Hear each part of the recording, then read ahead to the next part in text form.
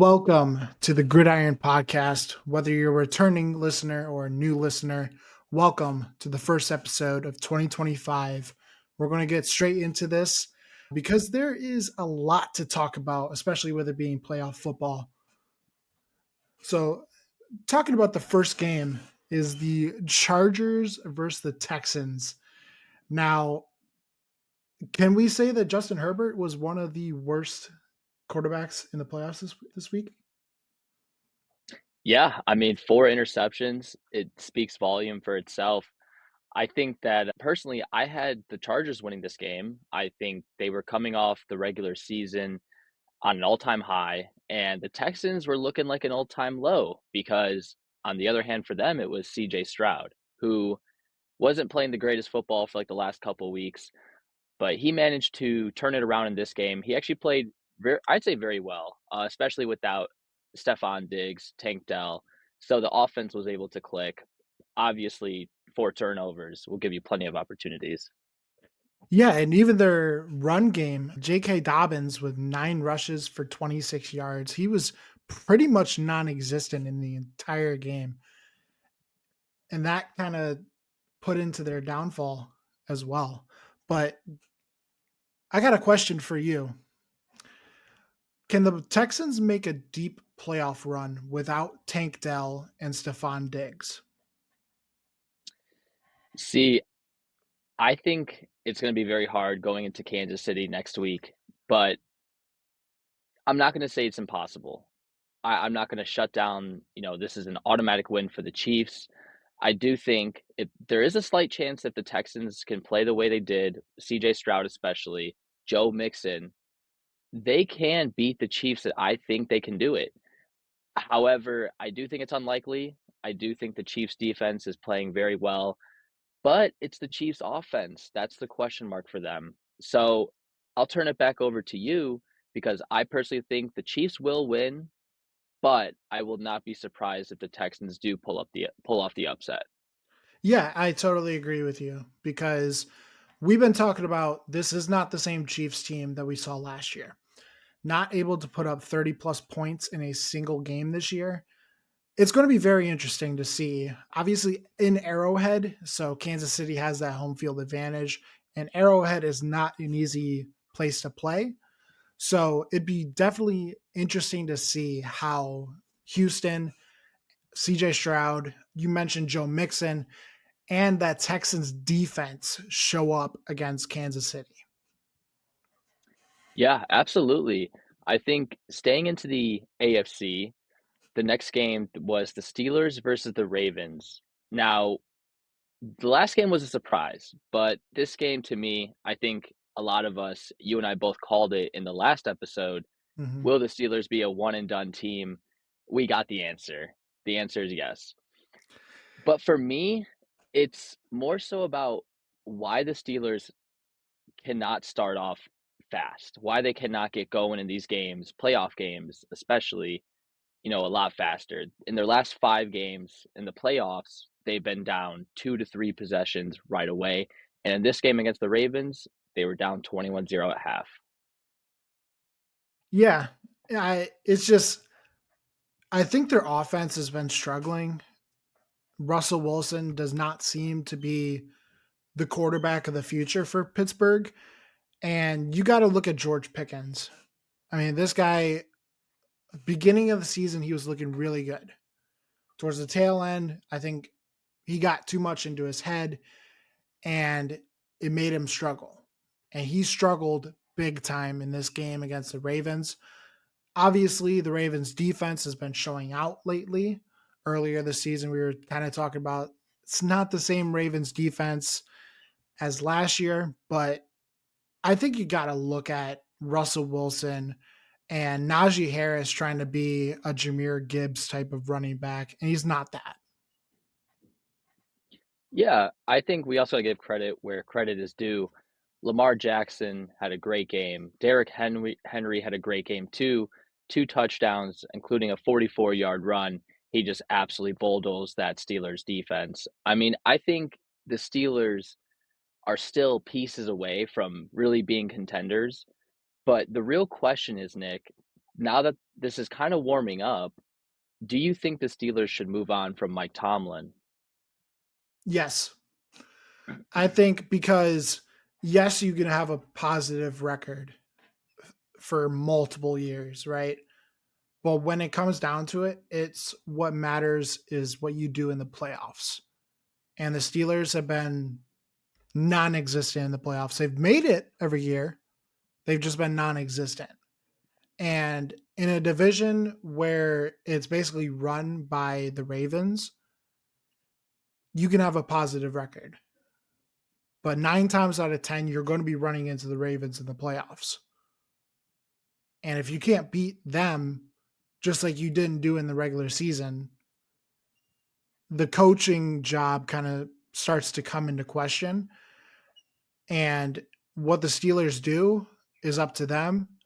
If we see a trade happening potentially for a coach, as the rumors have been circulating. So it'd be interesting to see. But what do you think, Mike? Do you think that Tomlin should be out of Pittsburgh this upcoming year? Yeah, it's a very difficult topic to talk about because obviously you can talk about a coach who's able to get a team to the playoffs, after every single year.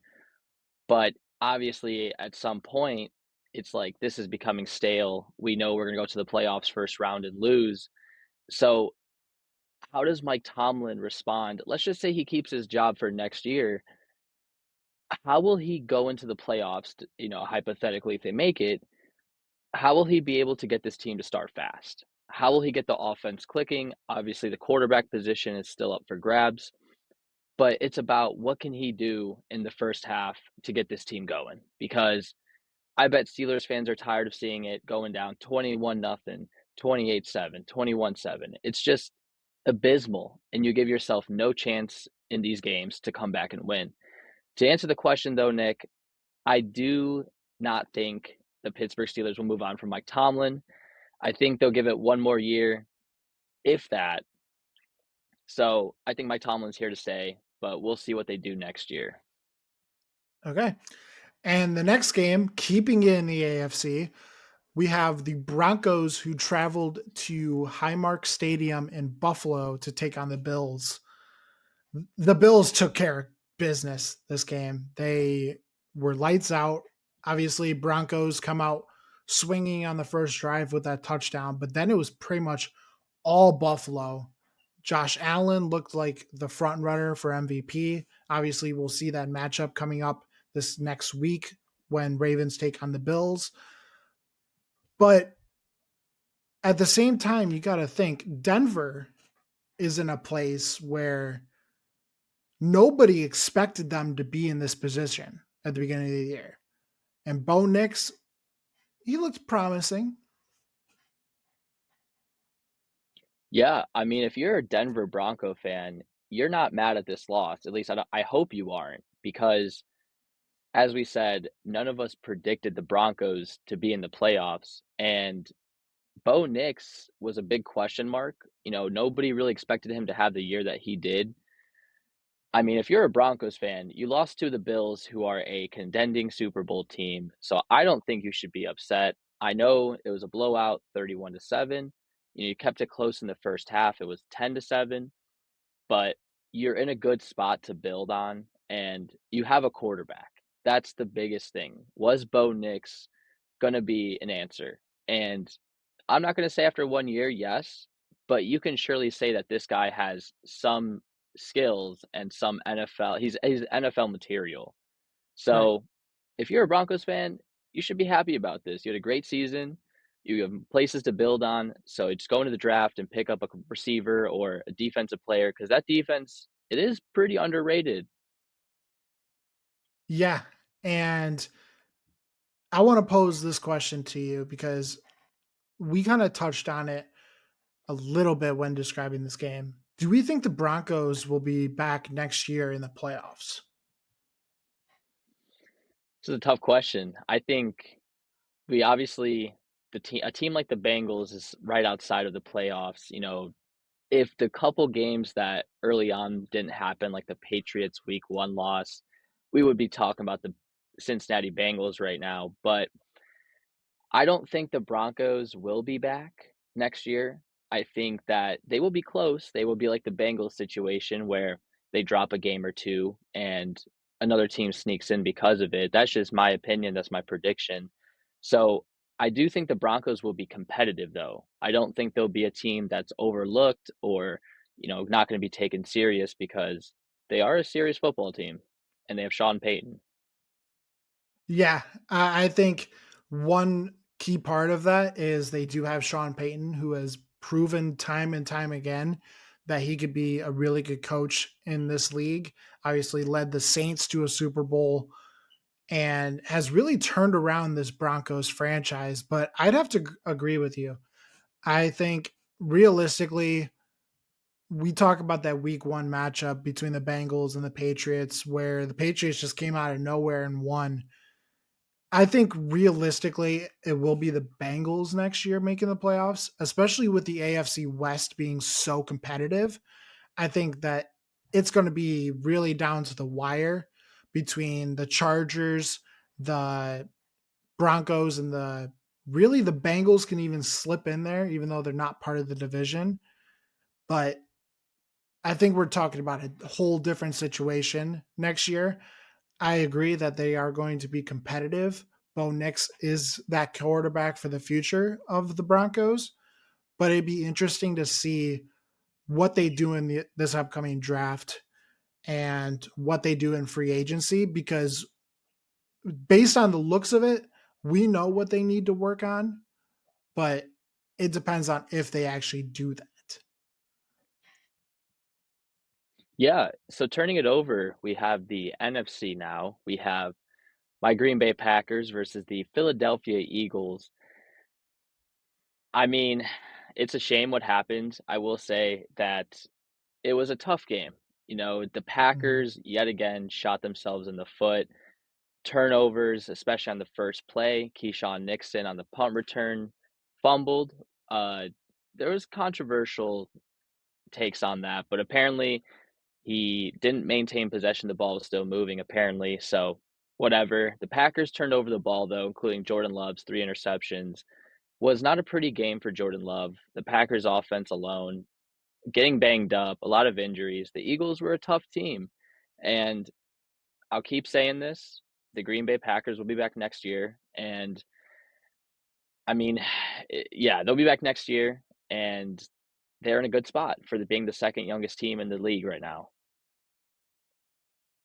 Yeah, so my takeaways are you have Philadelphia who has the number 1 defense in the league going up against a banged up Packers team. Obviously, you lose Jaden Reed, you lose Dobbs, and Jordan Love came into this game with an elbow injury, I believe. And you really had to rely on Josh Jacobs, but I feel like they relied too much on Josh Jacobs like they've done all year, where it started becoming predictable once Jordan Love had those 3 interceptions. They just started relying on the run. I remember watching the game and the Packers needed a score. They were down by 10. And I was like, why are you running the ball on 3rd and 8? Like, why are you doing that? But to kind of key off on that, I have a little surprise for you, Mike. That is funny. Oh my gosh. Okay, you know what? As a Lions fan, I can respect that. That is comedy. I mean, I can't even tell you how many times I've seen it and gotten messages, so it's nothing new to me as a Packers fan. For those Yeah. listening, it's a Green Bay sucks sweatshirt. So, friendly banter there from Nick, which means I'll have to get something like that for Detroit. Yeah, and that was the thing I was waiting on for the podcast. Yeah, I think Green Bay is in a spot where they most likely will be back in the playoffs next year. We've seen this over and over again with the Packers where they just make the playoffs. Now, what is happening is what they do in the playoffs, like I stated with the Steelers, right? I'm not saying Matt LaFleur is on the hot seat because by no means is he on the hot seat. He's a great coach. The play calling is what needs to be updated because a lot of times you're just running, running, running, running, running. And we've been saying this all year. It's game predictable. And the Eagles were able to predict that. They loaded the box. And Jordan Love, I have a question about this. We know about Jordan Love's contract extension that happened that made him the highest paid quarterback in the league. Do you think that the Packers overpaid him? Yeah, I think that Jordan Love had a really bad game, just off the mark, missing receivers, even easy throws. The first throw of the game, he almost threw a pick because he sailed it over Dontavian Wicks's hands, which is so uncommon and unlike Jordan Love when we've seen him at the top of his game. Jordan Love, we've seen the highest of the highs. He can be a slinger. He can get it in those tight windows. He can make that big time throw when the Packers need it. I think that there was something else going on, whether it was the scheme, as you said. Matt LaFleur didn't have the best coaching play. He didn't have the best coaching in that game in terms of creativity. There was lack of creativity, which, as you said, made it predictable for what the Packers were going to do. The Packers did try and switch off, making some creative runs, but at the end of the day, it's still a run play. Eagles sniffed it out, didn't get us much. So, to answer your question though, with Jordan Love, I don't think the Packers overpaid. I do think that Jordan Love is talented and he's still young in his second year. He will learn from this. He will learn from these growing pains, these disappointing moments, games, and these guys, like I said, are still young. So there's a lot left in the tank for them. I think they'll take these losses and really hold their heads high because now they have guys like Xavier McKinney in the locker room, Josh Jacobs, which are big time needs for the Packers in terms of locker room leadership. So I don't think the Packers overpaid because, you could look at guys like Trevor Lawrence, but Jordan Love does still need some repetition. He still needs some work to do, but he does have like those off games, like they said in like his last 3 games, he was throwing like a 70 QB rating or 80 QB rating I think it was compared to like the 75. yeah, compared to like the middle of the season where he was at like a one over 100, I think it was. So where he didn't turn the ball over too. So Jordan Love, he still has a lot of work to do, but no, I don't think the Packers overpaid for him. I'll disagree with you. I think the Packers did overpay just because they re-signed him this offseason, right? After realistically his first season playing. Really, he didn't prove much last year. He proved, yeah, he can be a good quarterback, but he's very inconsistent. And I think that comes with age, that comes with repetition. But I think you don't pay a quarterback that type of money that has only played one season in the league. And for that reason, I think they overpaid him. I think he has to get more consistency in his throws instead of just airmailing it, underthrowing it. When he's on, he's on. Yes, I'll give him credit for that. But I do think that he is very inconsistent. And like you mentioned, it's his second year playing, and he sat 2 years behind Aaron Rodgers. So it's going to come eventually, but I don't think that they should have paid him that amount of money after just playing one season. Yeah, which is totally fair. There's, two sides to everything. Going into another quarterback who is playing for possibly a big contract in his future, got the Commanders versus Buccaneers as Jaden Daniels does it again. 23-20, last second field goal, doinks in. But a lot to break down here. I mean, the Commanders went into Tampa Bay and Mhm. dominated time of possession. Jaden Daniels leads a last second field goal. Is this guy legit? I mean, is he better than Caleb Williams like people say? Is he the rookie of the year? Yeah, I'll say he's the rookie of the year right now. Put a timestamp on it. January 15th of 2025, Jane Daniels will be rookie of the year. I think he's proved it. I think leading a team to the playoffs after not being in the playoffs for so long and winning a playoff game for the first time since 2005 is impressive. On the road, too. Yes, they had a better record than Tampa Bay, and I think the seeding should realistically change going forward.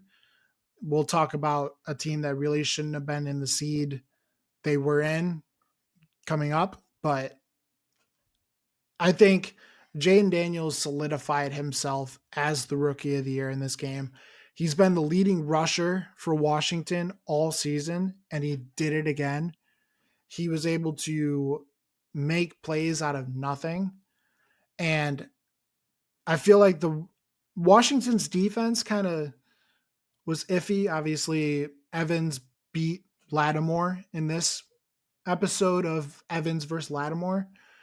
But I think going forward in the playoffs, Jaden Daniels can be a very big threat. And he's going into a hot Detroit team in Ford Field. And I'll pose this question to you. Do you see the Commanders making a splash in Ford Field? Absolutely not. I think that the Jaden Daniels heroic story ends here.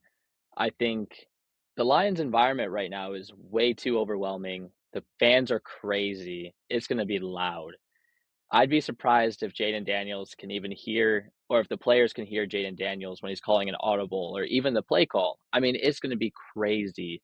So, I think that it'll be an overwhelming moment for him. However, for every rookie, it will be. Just to make it this far, though, as the Commanders team, I think that there's a lot of people surprised by this, including myself. Yeah, I didn't think Jaden Daniels would lead them this far. I mean, I did understand he was a good quarterback coming out of LSU, and obviously he's mobile. There's things about him that he can do, Heisman but Trophy winner. yeah, absolutely. So there are things about him that I knew, but I didn't know that this Commanders team would be this lethal. So they're also just like the Broncos in a good place to build on for the future. Obviously, the running backs are a little old, but they have Brian Robinson Jr., some receivers they need, but they're in a good place to build on. But I don't think they'll pull off an upset against the Detroit Lions. Yeah, I'll 100% agree. Not as just a Lions fan, but the Lions 15-2. This game coming up this Saturday is the most expensive NFL game in history, with tickets starting at $550, excluding the Super Bowl, which starts at like $1,000 per ticket. But going on to that, I think Detroit is such an atmosphere, like you mentioned. It gets loud. It's a dome. It gets loud. And opposing offenses are going to have an issue, especially with this game being sold out, including standing room only. It's going to be difficult for Jaden Daniels and the Washington Commanders. But I knew Jaden Daniels was special when he threw the Hail Mary against Chicago. Yes, it was a blunder on Chicago's end, but for him to be able to just do that against Chicago and then just win throughout the entire season. They finished the regular season 12-5 with a rookie quarterback. Not often does that happen. And Jaden Daniels is going to be a star, maybe even a superstar going down into his career, right? So I think the Cinderella run ends, like you said, in Detroit. I think it's going to be a very interesting game. The over under is like 55.5 or something like that. So I think it's going to be kind of a high scoring game, but Detroit's just going to come out swinging, coming out hot. So Yeah, I still think that Commanders defense is a little weak on the secondary side. So I think, yeah, I agree with you that the Lions will come out, maybe go up 2 scores. We'll see what happens. Going into the next game, this guy was also playing for a contract. Our yeah, boy Sam Darnold in the NFC North. I don't know what happened to this guy. I'd say ever since the game against Green Bay in like the third or fourth quarter, he just kind of fell off the face of the earth. I mean, he was missing throws like he would back in New York, and it was the real Sam Darnold that we knew. Yeah. And I'll kind of push it back a little more. I think it really started against Detroit. It kind of started week 6 when they were playing in Minnesota, but it really started week 18. And I texted you, Mike. I was like, Sam Darnold's not ready for prime time. And we kind of knew that. Now, it's going to be interesting to see what the Vikings do in terms of quarterbacks because they do have JJ McCarthy, but there is talks about them potentially trading him away and re-signing Sam Darnold. But who knows now after Sam Darnold put up a combined 18 points in 2 weeks and his only 2 losses this entire season were back-to-back weeks against the Lions and the Rams. And obviously this game happening in Arizona with the wildfires happening in LA. So I think going forward, the Vikings need to look at Kevin O'Connell, right? I think he kind of fell under the pressure. Sam Darnold and that defense. That defense was really good at the beginning of the season and then just fell off.